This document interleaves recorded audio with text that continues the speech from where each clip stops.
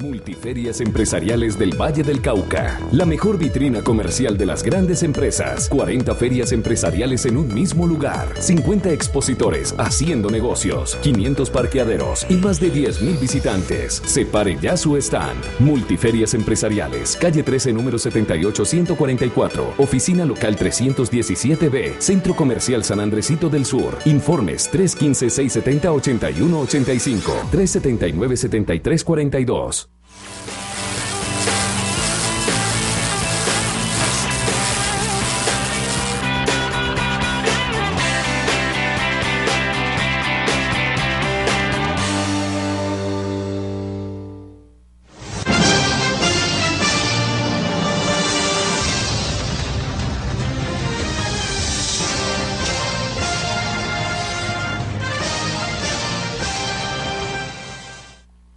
Buenos días, amables televidentes. Los saluda José Alberto Tejada Echeverri para presentarles el programa institucional del Canal 2 informativo Nuestra Gente. Hoy estoy acompañado por Carolina Quijano, quien ya la conocen ustedes, es panelista frecuente de nuestro programa. Ella es especializada, máster en negocios internacionales, en comercio internacional, y es también una persona muy cercana a grupo de jóvenes líderes de la ciudad y de la región que en particular están trabajando el tema educativo. Buenos días, Carolina. Buenos días, teleaudiencia. Buenos días, doctor, ¿cómo está? Buenos días, compañero de la mesa. Esperemos que el programa de hoy le ayude mucho a la comunidad para entender en qué va el sistema educativo de nuestra ciudad. Muy bien, y también tenemos a John López, quien es estudiante de Derecho de la Universidad de San Buenaventura y es líder del movimiento amplio de estudiantes que están promoviendo una reforma alternativa a la educación superior. Él es líder de la ciudad de Cali y va a estar acompañándonos en este rato. Buenos días, John. Buenos días a los televidentes, gracias por la invitación y estaremos acá dispuestos a abrir una deliberación cerca de la educación superior en Colombia. Muy bien, pues comencemos primero mencionando que la semana pasada se realizó un foro de entre el 9 y el 11 de octubre en la ciudad de Bogotá para mirar el destino o el futuro de la educación media en Colombia particularmente. Allí estuvieron presentes rectores de instituciones, estudiantes universitarios, decanos de universidades, expertos académicos, discutiendo qué hacer con el sistema educativo, porque la primera propuesta que se lanzó por parte de la ministra de Educación es la importancia de crear el grado 12 en educación media, es decir, retrasar un año la salida de los jóvenes en busca de la educación superior, argumentando que salen muy jóvenes, muy maduros, muy desorientados por una parte, y por la otra que la educación tiene un currículo muy apretado, sobre todo en los últimos años, y sería necesario dejarles más tiempo para que puedan adquirir mejores competencias. Punto 1. Punto 2. Simultáneamente los estudiantes de las universidades del país, mayoritariamente públicas, porque las universidades privadas poco a poco han ido perdiendo dinamismo y protagonismo, siguen insistiendo en que la educación superior en Colombia está desfinanciada y está mal orientada, y que el Estado, que el gobierno nacional no está apostando por una reforma estructural a la educación, y que esta educación está siendo simplemente funcional a los tratados de libre comercio que ha venido firmando Colombia en los últimos años.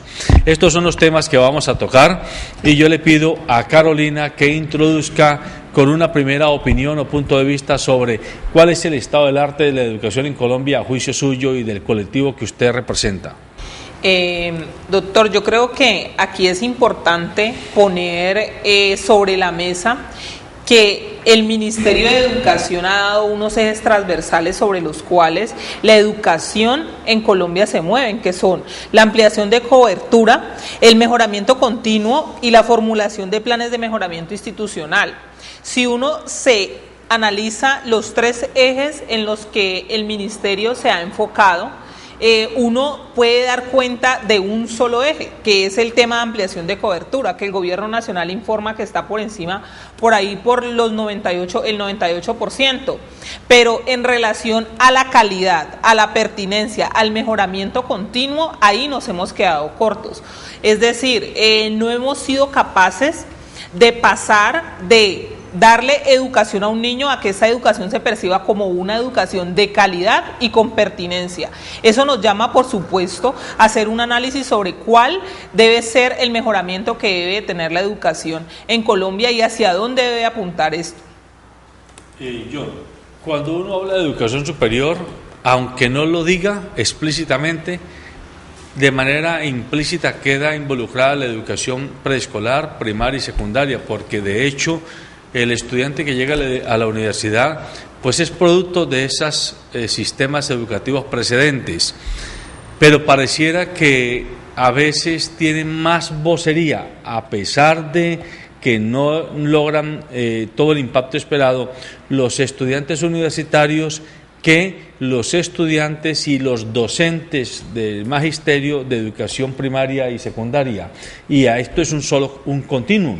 Estamos totalmente de acuerdo. Yo creo que el gran problema de la educación es que estamos viendo sectorizada y no vemos la educación como un todo desde preescolar hasta la universidad. Por lo general lo que pasa es que en las escuelas y en los bachilleratos no existen los movimientos estudiantiles, lo que ya se conforman en la educación superior, que son los encargados de pelear por sus derechos y de velar para pelear por una educación mejor, mejorar la calidad, el bienestar. Entonces por eso de pronto vemos mucho más, o la sociedad identifica mucho más los movimientos estudiantiles de las universidades que lo de los bachilleratos o educación media. Yo creo que es importante en este punto explicar un poco a la teleaudiencia en qué consiste el movimiento estudiantil de universidades públicas, porque con la reforma a la Ley 30 que intentó hacer el Ministerio de Educación en el año 2011, fue la primera vez que se podría decir que el movimiento estudiantil se unió. El movimiento estudiantil por lo general siempre ha sido caracterizado por la desunión, siempre hay las organizaciones, está la OCE, que es la Organización Colombiana de Estudiantes, está la FEU, que es la Federación Estudiantil de Universitarios, pero nunca se unieron. Lo que permitió la reforma a la Ley 30 o el propósito del Ministerio fue unir estas organizaciones y constituir la MANE, que es la Mesa Amplia Nacional Estudiantil. La MANE se podría decir que es la principal herramienta aglutinadora del estudiantado, que el objetivo que tenía primero era derrotar la reforma que quería hacer el ministerio, y en este momento se encuentra en la construcción alternativa de una ley de educación superior. Y yo, ahí complementando un poco lo que dice John, yo creo que también el análisis de fondo que debemos hacer es en relación, cuando hablamos de la participación desde la primaria y desde la secundaria de los jóvenes en los espacios educativos, hay que tener en cuenta que la educación en un principio se dio solamente para normalizar y corregir. Entonces no era para crear un ser que aportara, que fuera motor de desarrollo para su ciudad, no, sino normalizar y corregir. Entonces en ese sentido era muy poco lo que el joven podía apostar y aportar a ese desarrollo. Ahora bien, ¿cuál es el nuevo modelo educativo que se está presentando? Que ahí John nos hable ampliamente en relación a lo que está haciendo la MANE. Me parece que eso es el tema fundamental en el que debemos nosotros enfocarnos. Pero a ver, uno se pregunta, la educación es un servicio que al final tiene un producto, es decir, el producto al final es la calidad de la formación personal y profesional de ese estudiante que pasó por la primaria, por la secundaria y por la universidad. Pero la verdad sea dicha que si uno lo mira desde fuera como ciudadano, pareciera que es un servicio que tiene muy poca exigencia de responsabilidad sobre la calidad del producto que egresa.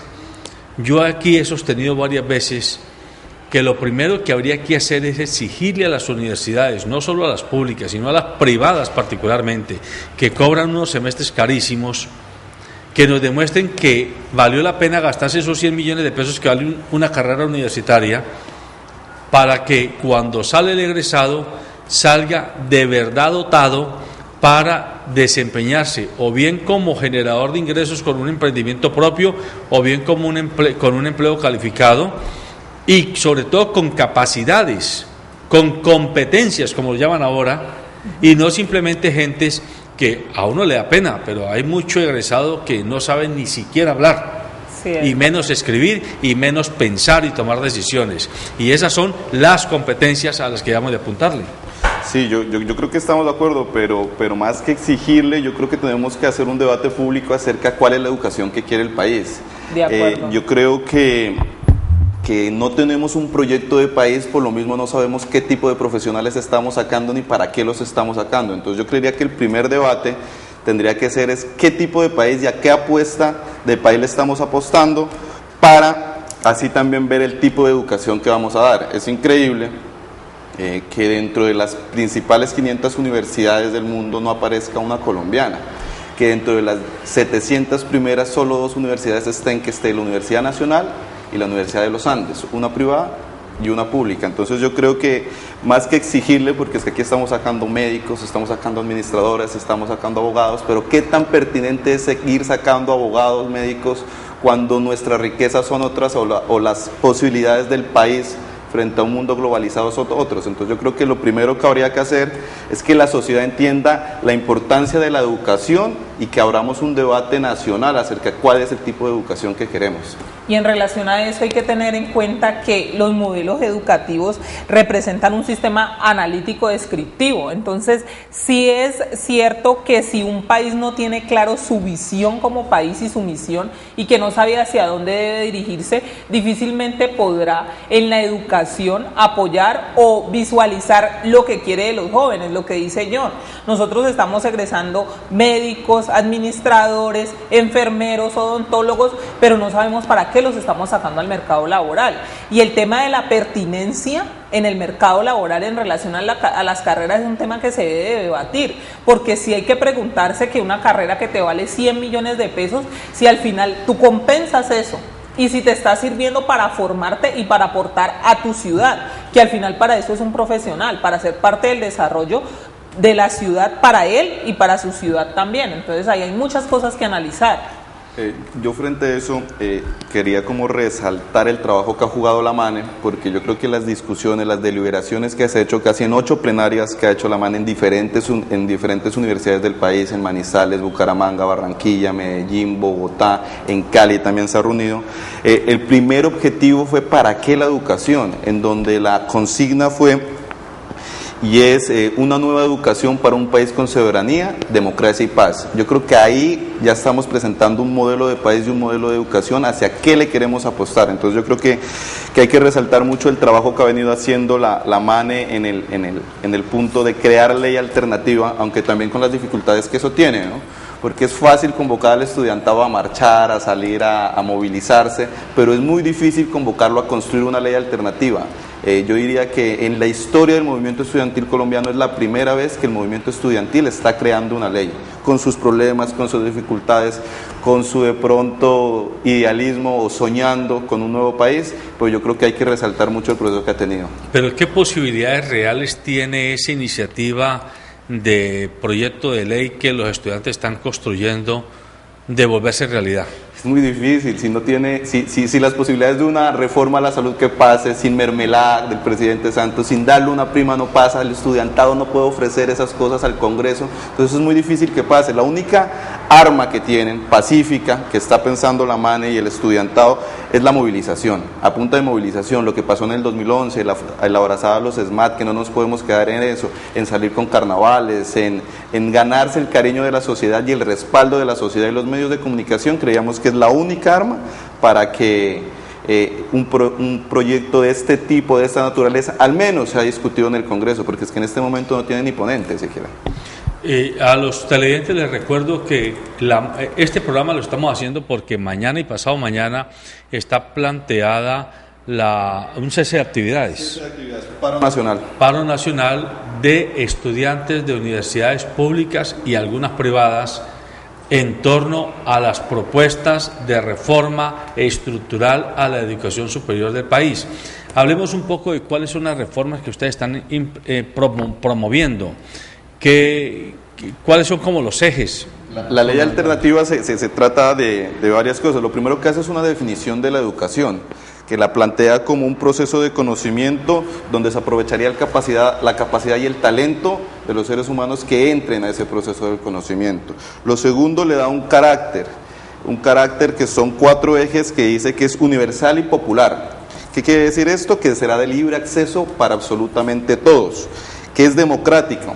Se trataría de un diálogo constructivo entre la sociedad y todos los estamentos que hacen parte de la universidad, que es un derecho fundamental, y yo creo que esto es el gran cambio que le da esta ley alternativa, en donde dice que tiene que ser garantizada por el Estado y que el ejercicio de este derecho busca que pueda ejercitarse el resto de derechos sociales y políticos, y la ve como un bien común, donde trata de que es inapropiable por particulares, porque recordemos que toda esta movilización y toda la creación de la MANE nació en el momento en que iban a privatizar la educación y que les decían que ya no era sin ánimo de lucro, sino que la educación podía ser con ánimo de lucro.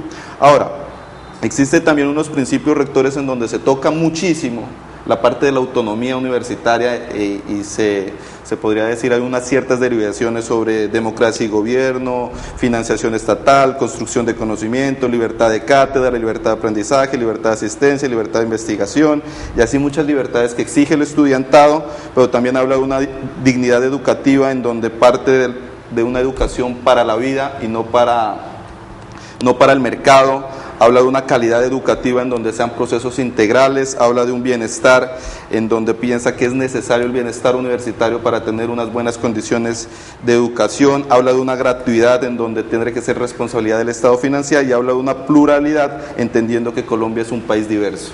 Yo creo que ahí sería importante también meter el tema de las metodologías, ¿no? ¿Qué tipo de metodología se debe de... ¿qué tipo de metodología se debe usar en este país? ¿Cuál es la más adecuada? Porque hay que entender que las metodologías responden a valores culturales y que nosotros somos un país demasiado diverso, y aquí tratan de igualar, de homogeneizar a toda la población. Entonces sí es importante definir si la metodología que escoja el gobierno va a tener la flexibilidad permitida para entender que los jóvenes en las diferentes regiones del país son diferentes y que en esa medida pueden aportar al país. Además, en ese sentido hay que tener claro que muchas veces cuando recién se inició el tema de por qué se debía educar uno, de por qué educarse, siempre nos referíamos al tema técnico, porque una persona pobre era vista como un problema técnico. Entonces, ¿cómo podíamos solucionar un problema técnico? Pues con educación. Pero entonces eso hoy en día no es una garantía de nada, porque tenemos problemas de pertinencia en el mercado laboral en relación a las carreras, y además de eso tenemos una educación que es demasiado costosa, que se preocupa más por los costos que en realidad por lo que necesita el individuo y por lo que necesita la ciudad.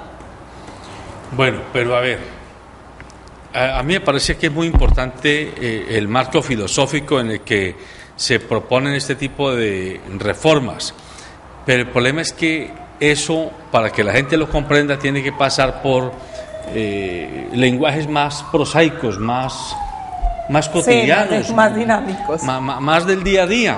Es decir, eso de que es un bien común, de que es democrático y popular, de que es para todos, eso suena bonito filosóficamente hablando, pero ¿cómo le ponemos carne a la olla? ¿Y cómo hacemos para que eso se vuelva concreto? Denos ejemplos concretos de cómo podría ser un modelo de educación superior distinto. Me explico. En Colombia, los muchachos que salen del colegio no salen con una buena fundamentación matemática, no salen con una buena fundamentación en lengua materna, es decir, no saben ni leer, ni escribir, ni menos comunicarse verbalmente, es decir, defender un diálogo argumentado. Amén de que conoce muy poco de la historia, conoce muy poco de la sociedad mundial, etcétera, etcétera, de las ciencias naturales. Ya con ese hándicap, con esa debilidad estructural con la que sale el muchachito de 16, 17 años y que se va a la universidad, pues uno lo que nota, y aquí quiero que ustedes no son docentes, pero son estudiantes o han sido estudiantes, uno lo que nota es que le pregunta a unos muchachos, ¿usted qué quiere estudiar? Derecho, administración, negocios internacionales. O sea, son estereotipos de moda. Muy poco estudiante dice quiero estudiar ingeniería de sistemas, quiero estudiar física, quiero estudiar química, quiero estudiar biología, quiero estudiar matemáticas, que son carreras en las que se sustenta la producción de conocimiento duro de un país. ¿Sí? Las otras son humanidades aplicadas, ni siquiera productoras de conocimiento, porque un abogado, muy pocos abogados producen conocimiento, y usted es estudiante de Derecho. ¿Sí? Totalmente de acuerdo. Aplican conocimiento, se aprenden los códigos. Totalmente de y acuerdo. aprenden las trampitas, con el perdón suyo, las trampitas, y le enseñan a uno cómo defenderse pegándose del inciso, del parágrafo y del artículo. Pero hay muy pocos jurisconsultos, muy pocos abogados y abogadas que se pongan a hacer jurisprudencia, es decir, a generar conocimiento nuevo, a mirar la sociedad en su conjunto. Frente a eso, ¿qué hacemos? Mira, yo creo que estamos de acuerdo en el tema de que la educación tiene un problema estructural, definitivamente, que los bachilleratos o la gente que sale del bachillerato no sale con las capacidades aptas. Es más, nos podemos dar cuenta, la nacional ya no es de estratos bajos, la nacional es de los colegios ricos. Lo mismo pasa aquí en Univalle, ya la mayoría de gente sale del Benchmark, del Bolívar, la gente que estudia medicina en Univalle. Yo creo que también el problema primero es que vemos, y esa de pronto puede ser la gran crítica a la MANE, es que vio solamente una etapa de la educación y no vio la educación en su contexto, pero fue una discusión de muy amplios debates en todas las plenarias de la MANE, en donde decidimos primero cambiar de lo que estábamos siendo partícipes, que es la educación superior, para empezar a cambiar el resto de las etapas. Lo otro, frente al derecho, yo creo que estamos totalmente de acuerdo. Esa es mi gran crítica, no solamente a mi facultad, yo diría que a todas las facultades, en donde a nosotros nos enseñan a repetir unos códigos y nos enseñan no a hacer jurisprudencia, porque la jurisprudencia las hacen las grandes cortes, pero no a investigar, no a crear derecho, que yo creo que hacia allá tiene que apostarle una nueva educación, apostarle a ser críticos de lo que aprendemos y no solamente a recibirlo. Y yo recuerdo mucho a Garzón, es que uno llega a la universidad con un conocimiento, con ganas de aprender todo el cuento, y la universidad se lo cierra. La universidad lo que hace es meterte en una estandarización que no es parte también de la universidad, ¿no? Yo hablaba con el rector de una universidad y me decía, lo que pasa es que el ministerio le está apostando a eso, a estandarizar la educación. ¿Para qué? Para ir eliminando cosas. Por ejemplo, vos en este momento vos ya puedes ser bachiller presentando un examen, ICFES. Lo mismo se quiere hacer con la educación superior. Yo recuerdo que en los tiempos de mis padres, se podría decir, ser bachiller era un honor. Sí. Ahora ya no es nada. Ahora si no sos universitario, nada, y cada vez vamos subiendo. Si no eres magíster, si no eres especialización, si no tienes un doctorado, y yo creo que ahí entonces hay una comercialización muy seria sobre la educación. Por eso la gente no estudia física, por eso la gente no estudia ciencias agropecuarias, ¿por qué? Porque estamos pensando en estudio derecho porque me da plata, estudio medicina porque me da plata, estudio administración porque me da plata. No vemos a la educación de verdad como una herramienta de formación humana. Entonces yo creo que hacia allá tiene que ser. Totalmente de acuerdo. Yo creo que el gran problema de las leyes de este país es que son hechas para abogados y no hechas para el pueblo, y entonces yo creo que hacia allá también tenemos que evolucionar como sociedad a que las leyes sean más para que la mastique, se podría decir, la gente que la tiene que aplicar, que es la sociedad. Pero entonces ustedes que son jóvenes líderes, porque los martes estoy trayendo aquí a jóvenes, qué bueno, a que hablen, a que pongan sobre la palestra qué es lo que le quieren proponer a la sociedad. ¿Qué hacemos? Porque hasta ahora estamos haciendo cuestionamiento de lo que han hecho otros, pero ¿qué hacemos? Pero, por favor, yo no niego la filosofía, es muy importante, pero insisto, pónganle carne a la ollita, díganme cómo. No me echen tanto el discurso de que sea democrática, que sea innovadora, que sea políticamente acertada. Eso es poesía. Dígamelo en concreto, ¿cómo volvemos la educación pertinente para la sociedad que queremos? ¿Qué se les ocurre a usted que hay que hacer? Yo creo que hay que encontrar un equilibrio entre la academia y la implementación de la academia en el mundo real. Explico.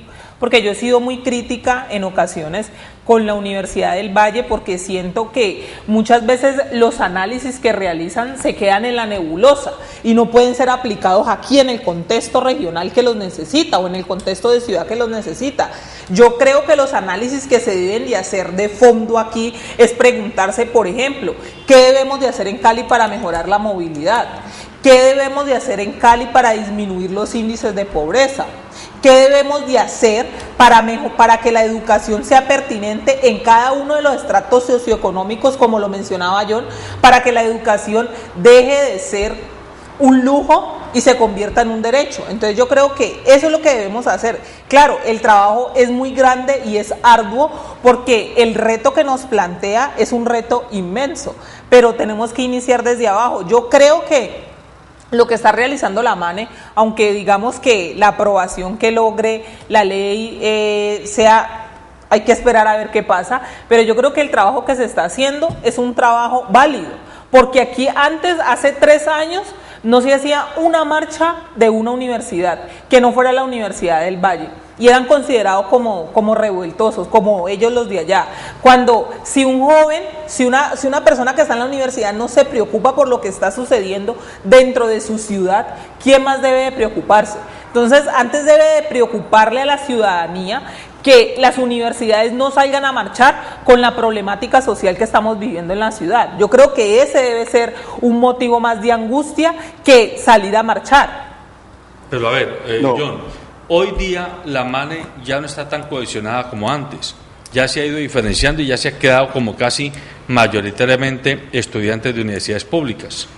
Es cierto, pues yo creo que no podemos desmeritar el trabajo que ha hecho la MANE, y más cuando es la primera vez que el estudiantado está creando ley.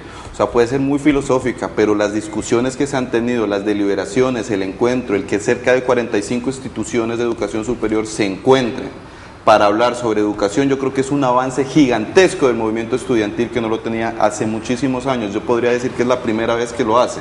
Entonces, el hecho que ya no salgamos es en contra de, sino que vamos con una propuesta, porque eso es lo que hicimos, construir una propuesta para ir. Lógicamente que hay muchos problemas. Ahora, ¿cuáles quisiéramos pues nosotros cambiar Univalle y cambiar San Buenaventura y CESI y que se haga la educación? Pues tenemos que tener en cuenta que las grandes decisiones que transforman la sociedad, y en este caso la educación, la toman los políticos. Y hasta que no seamos capaces de participar, de entrar a la política, de ser nosotros que seamos los que tomemos esta decisión de decir, es que esto es de recursos. Queramos o no, esto es de recursos, y no de pocos recursos, es decir, de una apuesta del Estado colombiano a la educación como proyecto de país. Entonces tenemos que entrar a la política, participar en la política. Por lo pronto nosotros nos quedamos, y como somos inquietos, nos movemos, nosotros hacemos foros, hacemos derechos de petición para traer a la ministra y que no nos hace caso al propósito. Vamos 1 año intentando las universidades privadas de Cali bajar a la ministra para hablar de educación. Yo tuve la oportunidad de hablar con ella en los diálogos de educación superior y le dije, hermana, es que necesitamos abrir un debate público sobre la educación. Somos estudiantes de universidades privadas, no te vamos a tirar piedra, no te vamos a chiflar, es simplemente que queremos escuchar qué está proponiendo el ministerio, porque no lo sabemos, no sabemos con qué nos van a salir. Dentro del anterior MANE que se realizó el 5 y 6 de octubre en la Universidad Nacional de Bogotá, se esbozó que existe una propuesta, una ley desde el Fondo Monetario Internacional, desde los TLCs, para presentar en enero otra reforma a la Ley 30. Entonces es como en la contraprestación. Entonces, ¿por qué viene el paro? Viene precisamente por eso, para hacer acciones frente a qué vamos a hacer con la educación superior. Entonces el paro tiene 4 objetivos principales. El primero es que hay un reconocimiento de la deuda que tiene el Estado con las instituciones de educación superior públicas, a cerca de 11.3 billones de pesos, o sea, es una deuda gigantesca que tiene. Lo otro es instalación una mesa de concertación entre la MANE, los rectores, las agremiaciones estudiantiles, el ministerio y los otros entes que tengan que ver con educación superior.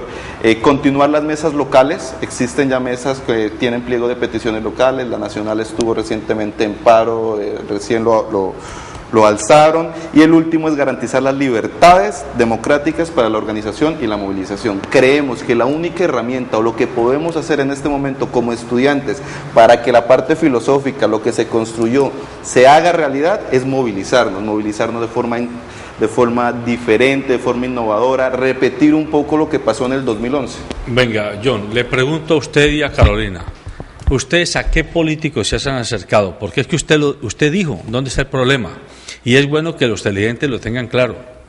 Esto se resuelve por la política, por medio de la política, y la política pasa por los políticos. Por eso es que es tan importante que nos informemos para elegir bien a los políticos y no a una persona que convierte la política, el ejercicio de la política, en un negocio vulgar de tráfico de influencias o de apetitos económicos. No, aquí en la política hay que volver a pensar en personas no solo muy bien formadas, sino interesadas realmente en proyectos de región, en proyectos de país. No decimos que ángeles, pero sí personas serias, decentes, que sean capaces de proponer grandes caminos hacia el futuro. Y la educación sí que es el camino hacia el futuro, definitivamente. Todos los estudios demuestran que la diferencia entre países hoy está marcado por la diferencia en la calidad, en la diversificación y en la pertinencia de la educación que han ofrecido países como, por ejemplo, la propia China.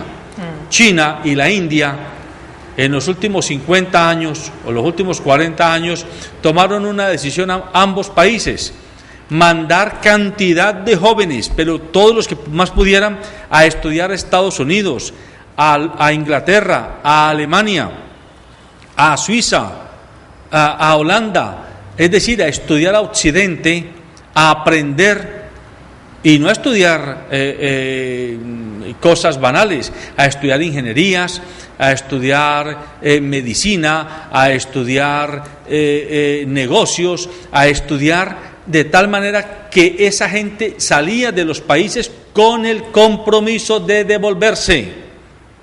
A ninguno lo dejaban quedarse.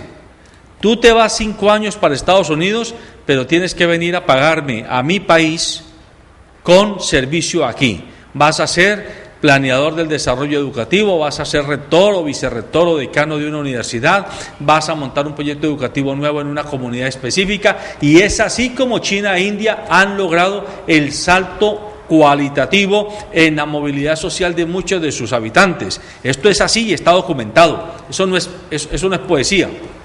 Pero aquí nosotros, lo está diciendo John, tenemos el problema de que los muchachos y los docentes de manera seria se ponen a trabajar, pero encuentran un muro de contención en la clase política. Como esto aparentemente no da votos, entonces no le paran bolas y se quedan quietos. Y atención, amables televidentes, lo que está pasando con la educación superior y con el resto de la educación estamos haciendo el preanuncio de qué fue lo que pasó con la salud en Colombia. Hace 20 años existía el Seguro Social, y el Seguro Social llevaba 50 años de existencia, 60 años de existencia, y el Estado colombiano le debía más o menos los mismos 11 billones de pesos al sistema de seguridad social, la parte del Estado, con el argumento de que no había cómo pagarlo y que había que diversificar y abrir la compuerta para que la iniciativa privada entrara. Hoy estamos en manos de las EPS, que son simples negociadoras de la salud humana. Pues vamos para allá. La educación se va a convertir en unas tiendas de esquina donde usted va y compra los cartones correspondientes. Es cierto, y yo creo que, como dice John, esto pasa definitivamente por los políticos y por lo público. Entonces, nosotros aquí ya hemos hablado antes y hemos visto cuál es la inversión que realiza este país en guerra y cuál es la inversión que realiza en educación, que no corresponde ni siquiera 2 o 3 veces a la inversión que se realiza en guerra o en otros aspectos. Entonces, es claro que en este país el modelo educativo no tiene una concepción clara, y un modelo educativo necesita una concepción clara para saber hacia dónde va y hacia dónde debe dirigirse. Es claro que la política históricamente a este país no le ha importado la educación.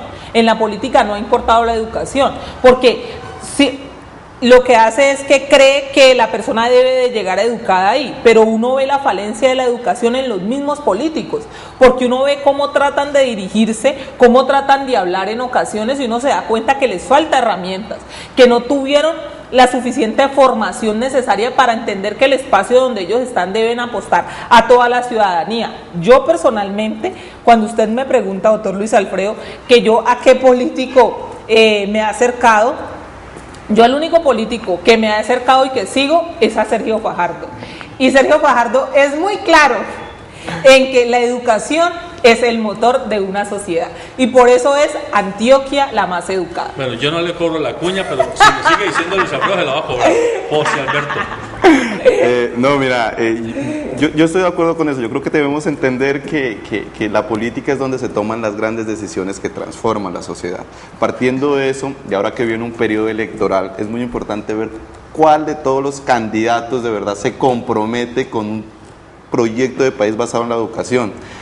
No sé si se acuña, ¿no? Pero yo creo que a nosotros nos entró a este mundo y a ser críticos frente a lo que somos es Sergio Fajardo. Él tiene un proyecto claro basado en la educación y lo pongo como ejemplo porque mira, en Medellín el 60, 50 y 60% del presupuesto de la alcaldía iba para en ese entonces Medellín, la más educada, hacer los parques de biblioteca, mejoramiento de las instituciones universitarias, instituciones de educación. Ahora en Antioquia está haciendo lo mismo, acabó de ser aprobado el presupuesto con el 50% de los recursos de Antioquia destinados a educación. Entonces eso para ser paralelo de que es una decisión política, son los políticos los que toman las decisiones, o sea, muchos pueden decir en campaña, sí, educación. Yo recuerdo en un debate que estaba Sergio Fajardo todavía con Santos, y Santos dijo educación y le daba golpes a la mesa, educación, educación, educación. ¿Cuál es el presupuesto para la educación en el 2014? Son 219.000 millones. ¿Cuál es la deuda? 11.3 billones, no es ni siquiera el 10% del total de la deuda. Entonces yo digo que esto es una decisión, ¿por qué? Porque es un proyecto a largo plazo, como tú lo dijiste, no da votos. La educación no te da votos a corto plazo, pero sí es un proyecto a largo plazo que cambia y como lo dice Sergio Fajardo, es la herramienta que te da oportunidades para quitar o al menos mermar las desigualdades tan profundas que tiene este país. Yo creo que la educación es la apuesta. Lo está haciendo en este momento Uruguay con Pepe Mujica, en donde dice primero educación, segundo educación y tercero educación. Yo creo que cuando Colombia sea capaz de ver en la política, que es en la política donde se toman las grandes decisiones, y tengamos un presidente con un proyecto de país apostado a la educación, un man que diga, yo hago a la presidencia y mi apuesta va a ser la educación, el presupuesto va a ser para educación, yo creo que de verdad podemos empezar a transformar y hacer realidad este sueño que vienen construyendo los estudiantes, que le falta mucho, porque no solo los estudiantes somos los que tenemos que decir cómo debe ser la educación de este país, esta es nuestra mirada. Tienen que entrar los rectores, tienen que entrar la sociedad en general, los empresarios, que es mi gran crítica a la MANE, yo lo decía en la última MANE que estuve en la Universidad Nacional, si a esto no le metemos empresarios no pasa nada, ellos son los que conocen, los que están exportando, las grandes empresas tienen que aportarle a cuál es el modelo de educación que necesita este país. Entonces yo creo que esperemos que en el 2018 ojalá este país entienda de que necesitamos un proyecto, que ya es necesario apostar a la educación. Estuvo bien apostarle a la seguridad, estuvo bien apostarle al trabajo, que me parece a mí que es prosperidad lo que dice Santos, pero ya es necesario que la sociedad apueste a la educación. Y yo creo que ahí hay que hacer una reflexión, y es cuando hablábamos ahora de China y de India y de cómo habían alcanzado el desarrollo. Yo recuerdo que cuando yo estaba en la universidad nosotros hablábamos de el milagro de Corea del Sur, que Corea del Sur hace 30 años aquí en Colombia peor que nosotros. Recogían ropa para enviar allá y dábamos aporte humanitario como Estado, le dábamos aporte humanitario a Corea del Sur, y hoy Corea del Sur es una de las grandes potencias mundiales. Y el crecimiento de ellos económico está por encima del crecimiento de nosotros. Y eso se logró gracias a ¿qué? A la educación, a que había un modelo educativo claro, al que se conocía y se sabía que la educación tenía que ser el motor que jalonara toda la educación. Y se hicieron por décadas, cada 10 años, porque es que la educación no se puede medir en un corto plazo, estos son procesos de largo plazo. En Corea del Sur se pusieron metas por década y dijeron, bueno, en cada 10 años tenemos que alcanzar un punto. ¿Y ahora dónde está Corea del Sur? Son uno de los grandes exportadores de tecnología en el mundo. Y yo tuve la oportunidad de conocer a un compañero Keiyu de Corea del Sur, y uno queda sorprendido con el nivel tecnológico que tiene Corea del Sur hoy en día. Y nosotros, que hace 30 años los ayudábamos a ellos, ¿dónde estamos nosotros?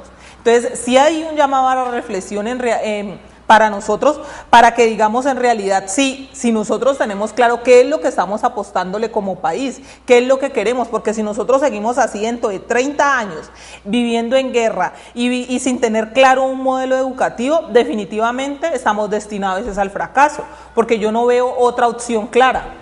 Bueno, ¿y qué tal que los estudiantes de la MANE hicieran invitaciones específicas a los políticos, a foros? A ponerlos en la palestra, que digan cuáles son sus puntos de vista en un debate democrático, no para lanzarles improperios, ni para irlos ni mucho menos pues a golpear, ni nada de esto, sino para ponerles en evidencia si tienen por lo menos una mínima claridad de la importancia de la educación. Sería muy bueno que ustedes en sus diversos eventos invitaran a un representante, a un senador de una región, después de otra, libremente, para que ellos vayan y se atrevan a decir: nosotros estamos planteando estas alternativas. Eso uno. Y lo otro, ¿por qué ustedes no piensan en escribirle también a los negociadores que están en La Habana, tanto a los del gobierno como a las FARC? Hablan de cambio agrario, hablan de cambio político, hablan de alternativas territoriales, pero todo eso pasa por la educación, todo. ¿Y por qué no hacer a que ellos se comprometan públicamente ante el país a decir cuál es la visión educativa que tienen para el país de los próximos 20, 30 años? No, yo estoy totalmente de acuerdo, y yo creo que el primer punto se hizo, de pronto no con la exposición mediática, porque eso es otra cosa. O sea, la MANE no tiene medios.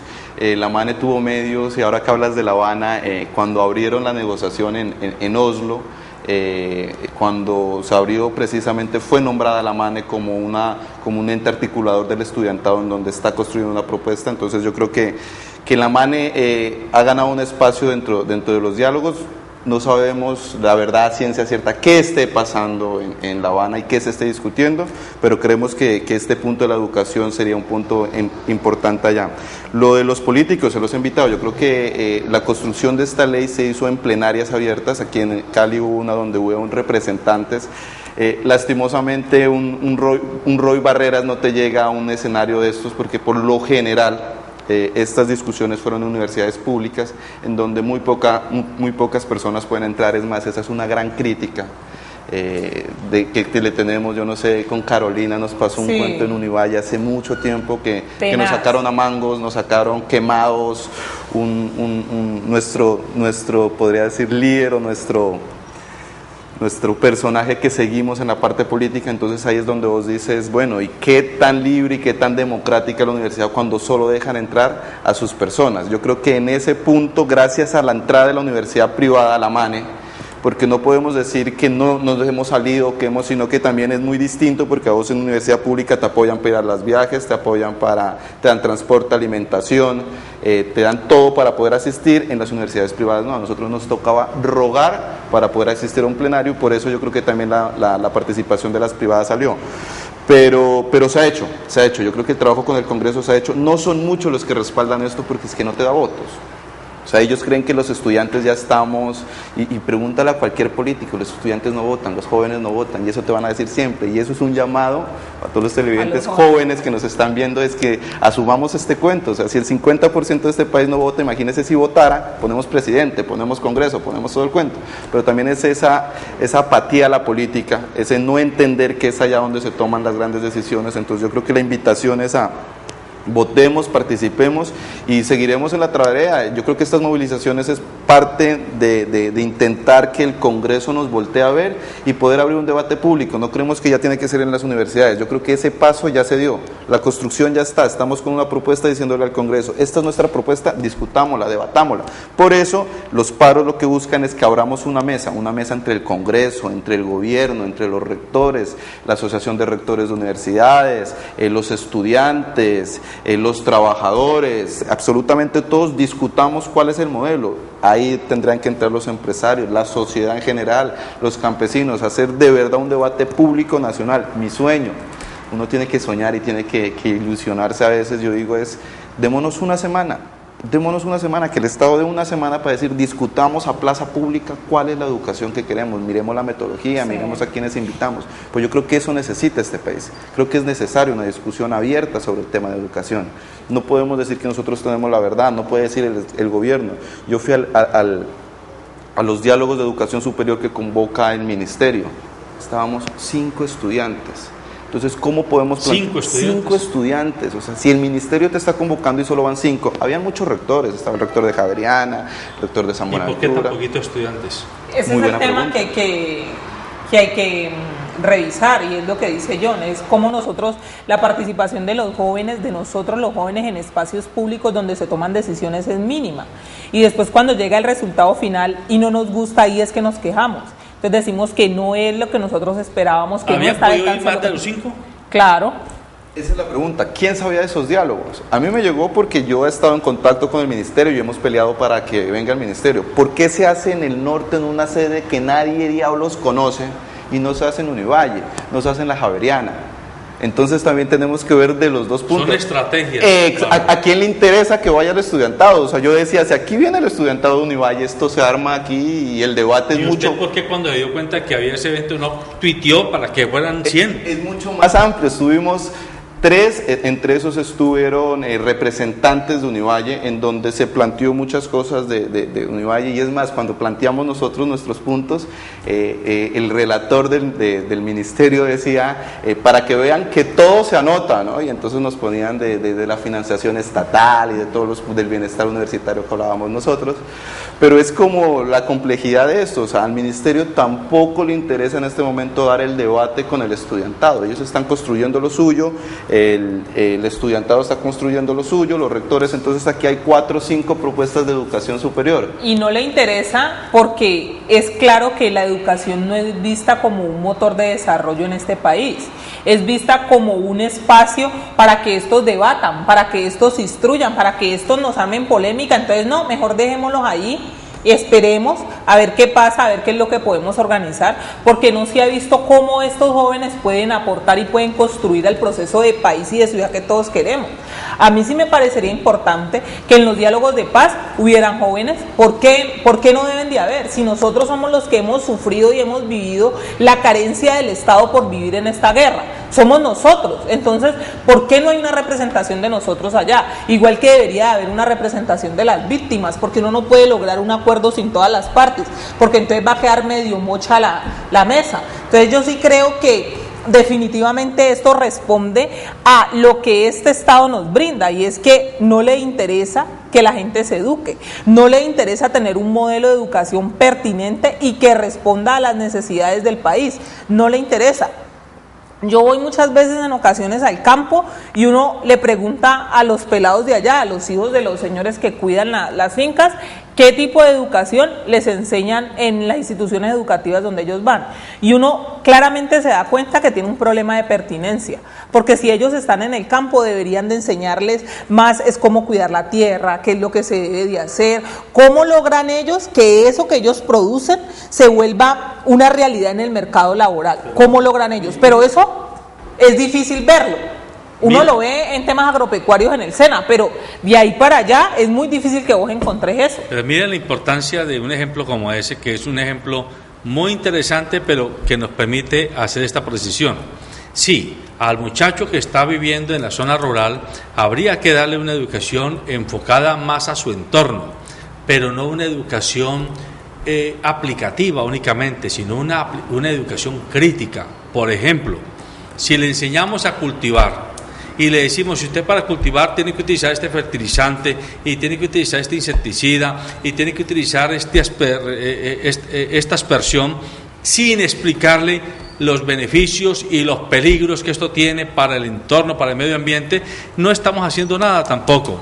Es decir, la educación no solamente debe tener pertinencia ocupacional, que es a lo que aparentemente está llegando la educación en nuestros países, tiene que tener fundamento científico y tecnológico, holístico, porque ya sabemos que un abogado que hoy, por ejemplo, hoy en el siglo XXI, esté dedicado solamente a los temas de civiles y comerciales, se queda allí, en el día a día, pero un abogado que sea capaz de comenzar a pensar los temas de soberanía, los temas de transnacionalidad, los temas de economía internacional, ese abogado es el que necesitamos, porque ese abogado va a comenzar a entender cómo es posible que hoy en Colombia ya hayan jordanos, hayan kuwaitíes, hayan chinos, hayan japoneses, hayan canadienses, hayan americanos que son propietarios de tierra aquí.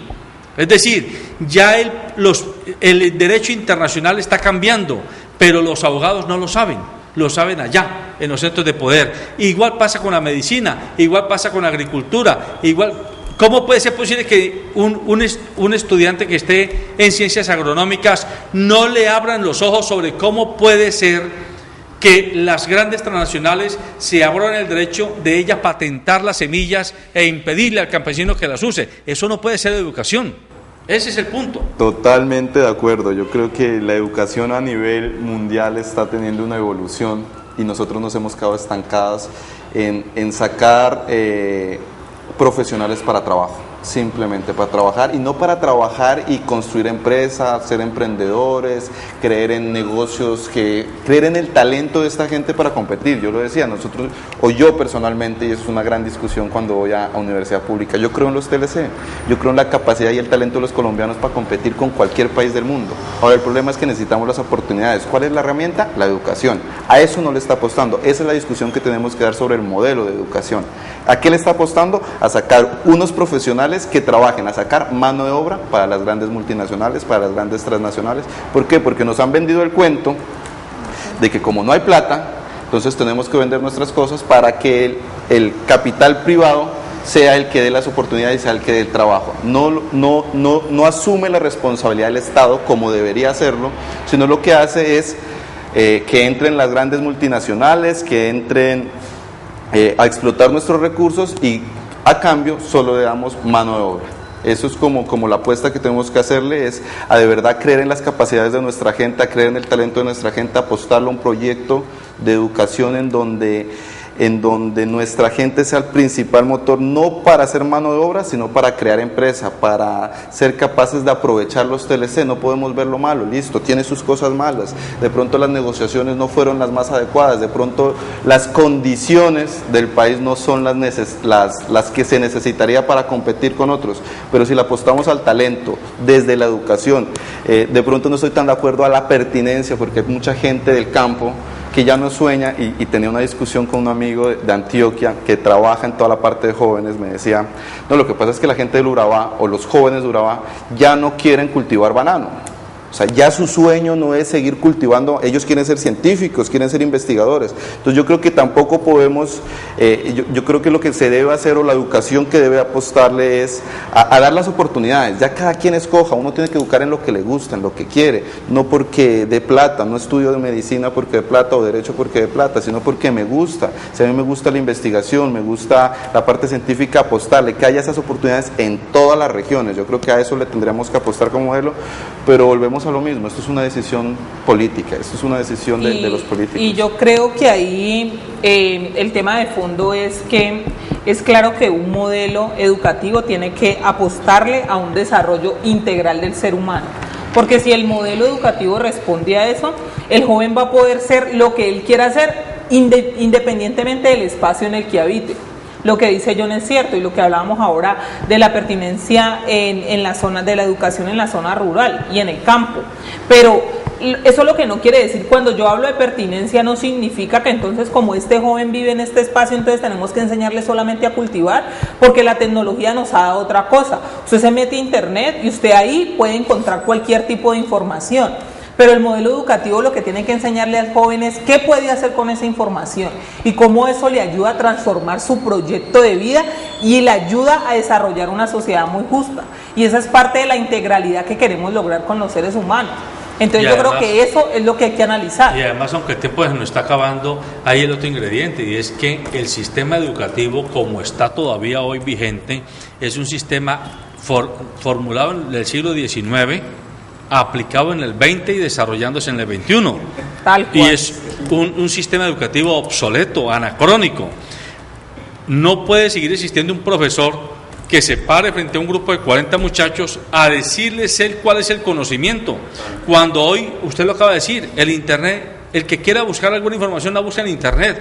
Los niños ya desde la cuna manejan los iPhone, ya saben, tienen destrezas telemáticas y digitales que no tenemos los adultos. Así que se requiere una concepción metodológica, pedagógica muy diferente a la tradicional, que era: yo tengo el conocimiento y tú tienes la ignorancia, voy a pasarte un poquito de mi conocimiento para que dejes de ser ignorante.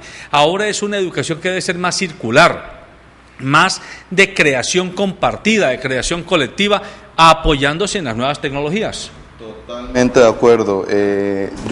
Yo he visto la educación, pues no es una idea mía, pero es una apuesta que le estamos haciendo, y yo creo que es una apuesta a proyecto de país, es vista la educación como conocimiento, ciencia, innovación, tecnología, emprendimiento y cultura. 6 componentes que definirían la educación que necesita, o la educación del siglo XXI. No podemos seguir en la educación que venimos. Yo creo que tenemos que hacer un cambio estructural, pero es un cambio estructural que no puede ser, o no se lo podemos dejar al gobierno o a los estudiantes. Tiene que ser toda la sociedad en donde nos pongamos de acuerdo en cuál es ese cambio estructural que necesita la educación de este país. No, definitivamente tenemos que sentarnos como país en un espacio que podría ser o una semana, como plantea John, o que se abra por los diálogos de paz que estamos viviendo, y sentarnos y decir qué es lo que queremos como país y a qué queremos apostarle, y cuál es el desarrollo que nosotros vemos y el potencial que vemos que tiene este país. Entonces, definitivamente es un motivo de análisis el que nos llama, y hay que entender que la educación es el todo y tiene que ser vista como un todo. O sea, sin educación no tenemos nada, y no solamente por como le dicen los papás a uno, que si uno no es profesional o que si uno no tiene un bachiller no es nadie. No es solamente por eso, es por lo que te aporta a tu vida y lo que te permite darle a los demás, porque definitivamente es eso. Entonces, el análisis y el debate hay que darlo y hay que hacerlo, y tenemos que estar abiertos para eso. Muy bien, amables televidentes, el tiempo se nos acabó. Este programa los días martes está dedicado a discusiones y a propuestas que desde la juventud organizada se le ponen en la mesa a la sociedad. La invitación a Ana Carolina, la invitación a John y a todos los demás compañeros de estos colectivos jóvenes que están pensando en la ciudad, en la región y en el país, es a que cada martes tengan un tema aquí interesante, que hagan propuestas, que se atrevan, que sean capaces de alzar su voz con argumentos, porque la autoridad debe ser de los argumentos, para decirle a los políticos, a los gobernantes, a los empresarios, a los dirigentes sociales y a los académicos y a todos nosotros: miren, esto es lo que nosotros los jóvenes estamos imaginándonos y soñando como fórmula y escenario ideal para el país que queremos vivir. Buenos días.